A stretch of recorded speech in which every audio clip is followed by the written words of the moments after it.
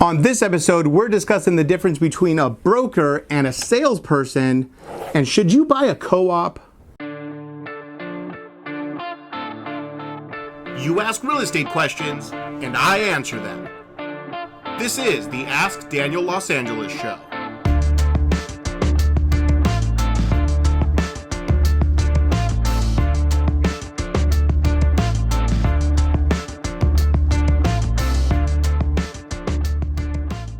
Welcome everybody to episode 27 of the Ask Daniel Los Angeles show. Good news, I am no longer a real estate salesperson. I am now a real estate broker. What does that mean? Let's go to the first question. Lucas asks, how is a licensed real estate broker different than a salesperson? A real estate salesperson has to work under the supervision and guidance of a real estate broker. So most agents you see out there, they're working underneath a big company's banner, a broker there, and the listings don't really belong to them, they belong to the broker. So now that I'm a broker, I can have my own agents underneath me, supervise over them. It's just another level of expertise and knowledge, and quite frankly, it's a lot more responsibility. So that's the difference between a broker and a salesperson. This is just the next step in my career, and I can't wait to get started. Dan asks, I need to extend the length of my loan contingency because my lender is having some funding issues. Is that going to be a problem? If your loan contingency period is up, but you need more time because your lender's having some issues, we can ask for an extension. Now, the seller can grant that extension or not. It really depends. If you need a couple days, 2-3 days, they'll probably give it to you because at that point we're in escrow for 21 days, right? So the alternative for that seller is to find a new buyer, and that's really a pain. So they're going to give you 2-3 days. If you ask for 7 days, 10 days, that's where it starts to get a problem. Now you're not looking like a very good buyer, okay? So at that point they can say, look, you need to perform and remove your loan contingency or we need to cancel escrow.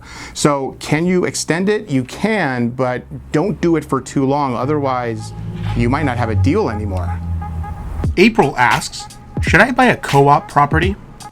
In my opinion, co-ops are a risky investment.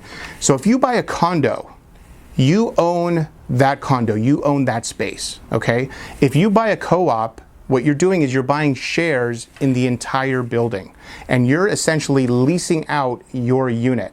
So let's say Bob from down the hall decides he doesn't want to pay his property taxes. Well, guess what? Bob is going to get foreclosed on.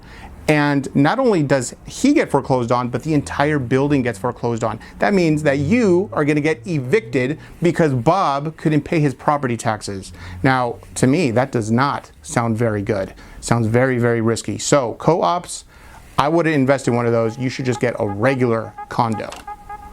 Mike asks, what does best and final offer mean?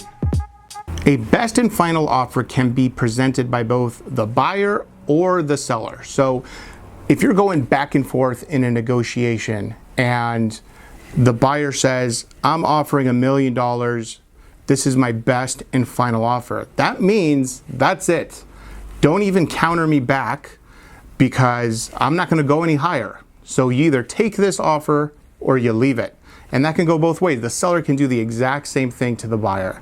So that's what best and final offer means. Now, is there a law out there that says if you put that in writing that that's best and final and that's it? No, of course not. I've seen it 1,000 times where somebody says best and final offer and then they change and they go higher up in price or lower in price.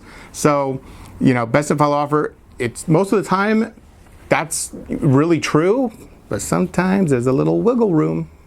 That is it for episode 27 of the Ask Daniel Los Angeles show. I am off to host an open house. If you want to see all of my listings, go to contemporealtors.com.